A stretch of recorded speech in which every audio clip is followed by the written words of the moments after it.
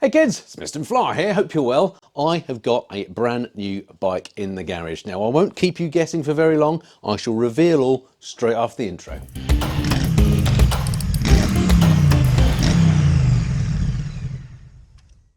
So Christmas has come early to the Missenden Mancave. I won't keep you waiting a moment longer. Can you guess what it is? It's not that hard. Let me reveal the new bike to you. Ta-da! No big surprise for many of you, I'm sure, a brand new BMW GS 1300.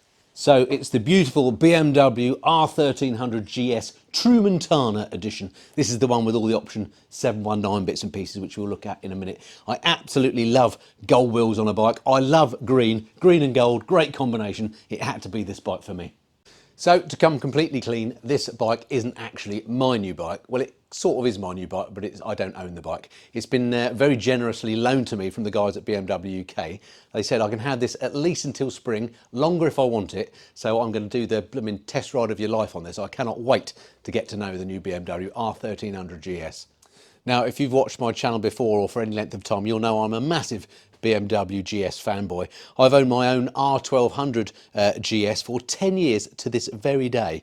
So I'm really looking forward to getting to know this new version of the bike because, well, 10 years, quite a long time to keep any bike, isn't it? Mine's starting to look a little bit long in the tooth. There's absolutely nothing wrong with that bike at all. But when I've thought, you know, what would I replace this bike with? The only bike I've ever come up with to replace it with is another GS. The question is it the R1300 GS or is it the outgoing 1250 GS?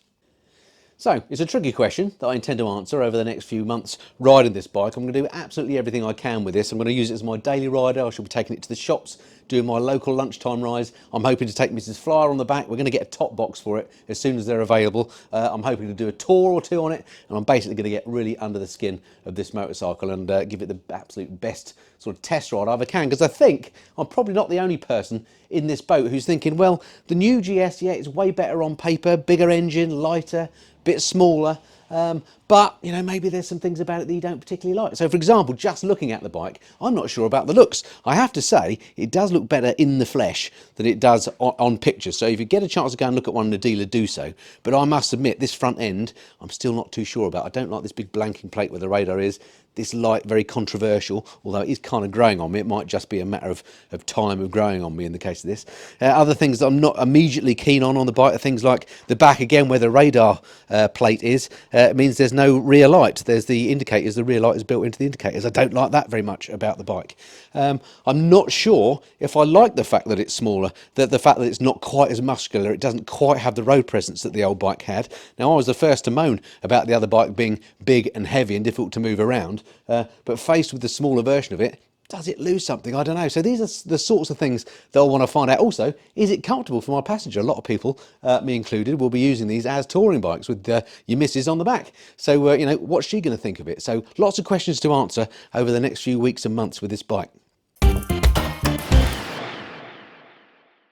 Right, so let's just have a little look over this bike that I've got, shall I then? So as I say, this is the Trumontana version, which is the green one with all the optional bits and bobs on it. This is the TE spec, which is the one that most people will probably buy. If I just bring her to life, which you do by pressing that button, keyless ignition, on she comes, or you know, she fires up in the usual way. This one's also got this little navigation device. I need to load the app and see how that works. Completely different to the Nav 6 and Nav 5 that came before. I think this relies on having your phone connected to it, so I'm going to check that out, give that a try, let you know what I think of that compared to the Nav 5 and 6 over time.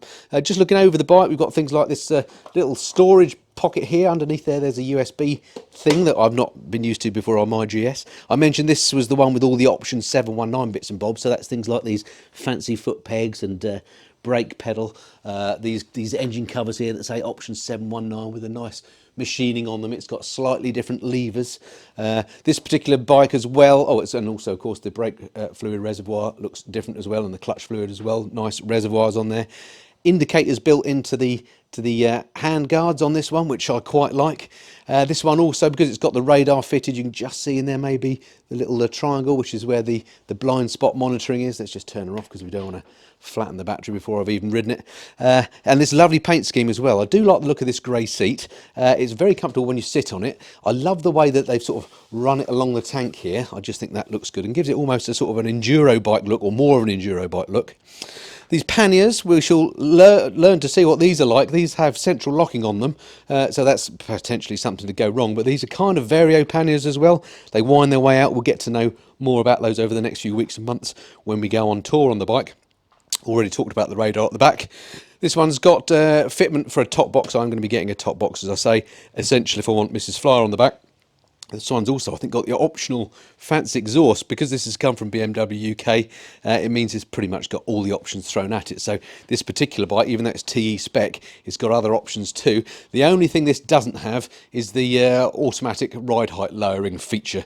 But otherwise, it's got, I think, every other option. It's got the electric screen, it's got the SOS thing, you name it, it's got it. The radar assisted cruise control, the whole 9 yards. So yeah, I think if you're going to spec a bike up like this, you're going to be looking at the sort of 23, 24 grand mark. Lot of money for a BMW GS, isn't it?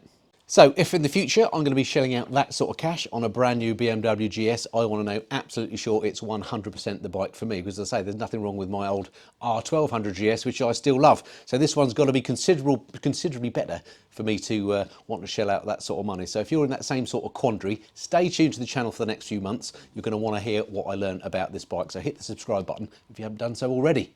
So sadly, due to a operation I had on my right shoulder 2 weeks ago today, I'm unable to ride a motorcycle yet, but I'm hoping I should be able to ride a bike in the next probably 2 weeks. So can't ride it yet to show you what it's like for my first ride review, but the next video you see on this bike will be just that. I'm not going to go over all the details of specs and stuff. There's been umpteen videos now on the R1300 GS, but I'm going to take this out for a ride and just let you think how it feels to me as somebody that knows the GS very well, and whether it seems like an upgrade or a sideways step or a different bike or whatever. So that'll be the next video you see on the GS. I hope you're as excited as I am to get to know this machine. Let me know if there's anything in particular you'd like to know or you'd like me to test out or show you.